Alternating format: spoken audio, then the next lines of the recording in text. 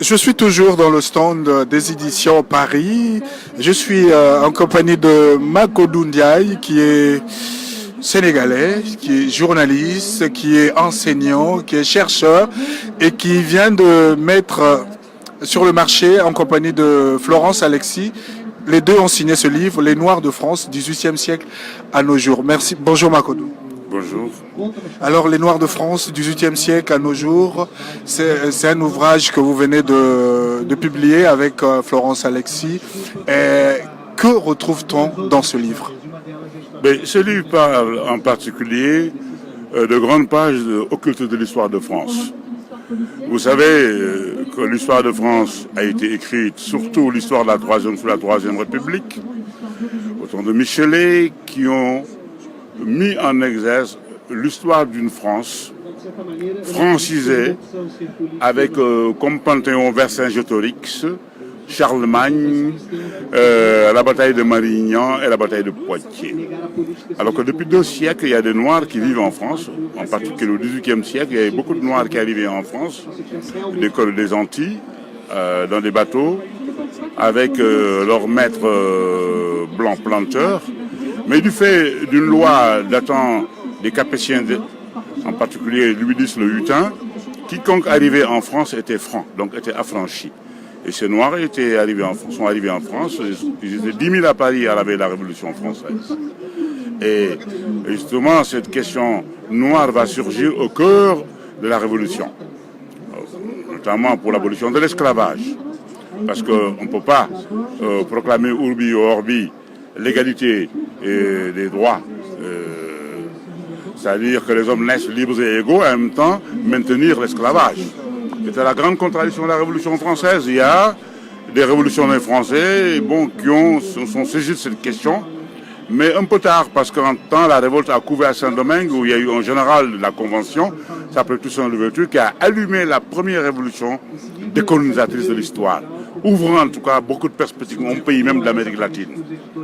Je vous dirais par exemple que les Haïtiens ont donné gratuitement du café et des armes à Bolivar, à la condition qu'il libère les esclaves si l'Amérique latine se libérait du jour des Espagnols.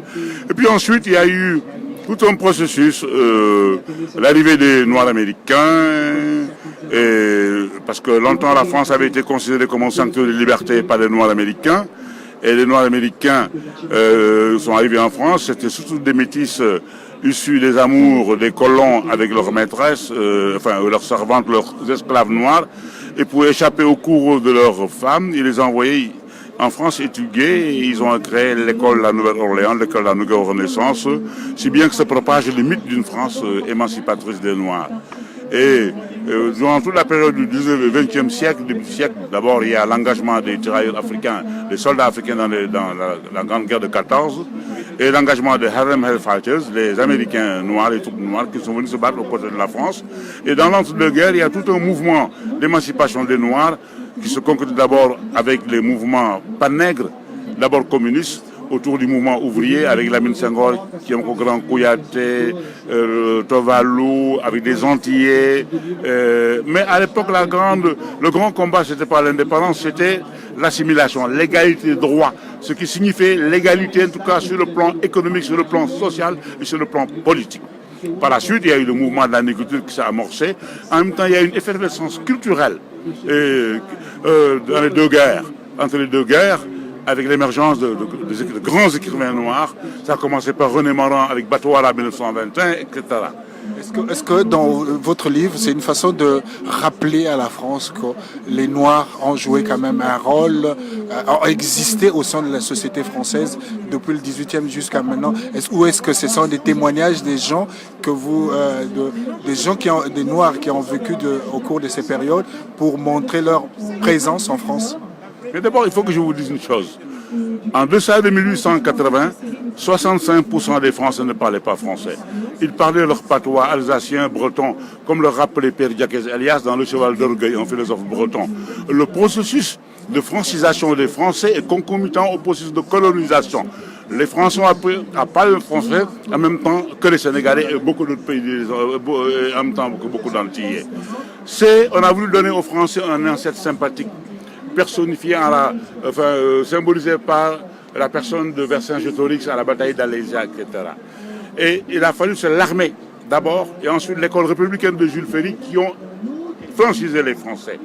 Mais en même temps aussi, je voulais vous dire que pendant la guerre de 14-18, les Africains ont joué un rôle très important. Et pendant la Deuxième Guerre mondiale, le premier résistant, c'était un Guinéen, Adiba, qui est fusillé sur le plateau d'Épinal, qui est entré à la nécropole de Colmar. Et le premier qui a ouvert le territoire de l'AF au général de Gaulle, c'est le Félix Guyanais, martiniquais guyanais, gouverneur du Tchad. C'est à partir du Tchad, du Cameroun, du Congo que partiront les colonnes de Leclerc, la deuxième division qui va libérer Paris et foncera jusqu'à Strasbourg. Est-ce que vous pensez qu'actuellement, puisque le livre parle des Noirs de France du XVIIIe siècle à nos jours, est-ce qu'aujourd'hui les Noirs de France se sentent à leur place en France? Oh, pas tout à fait, hein, on ne peut pas le dire comme cela.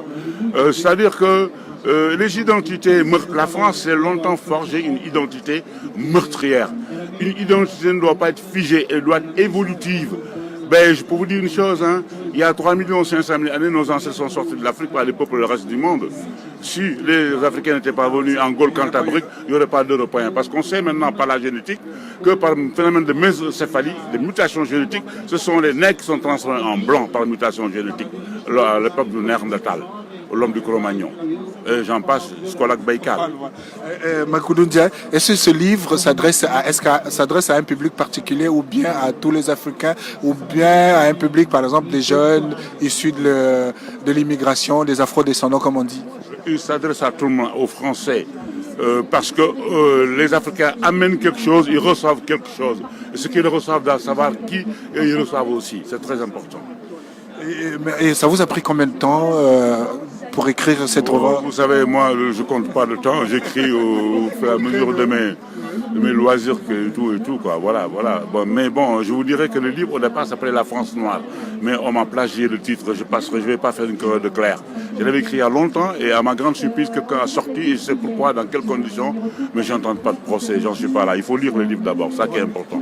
Merci Makoudou Ndiaye et je vous souhaite un bon salon. On aura le temps de bien lire votre livre et de revenir à nouveau vers vous pour un plus ample détail. Merci à vous, bon salon. Merci.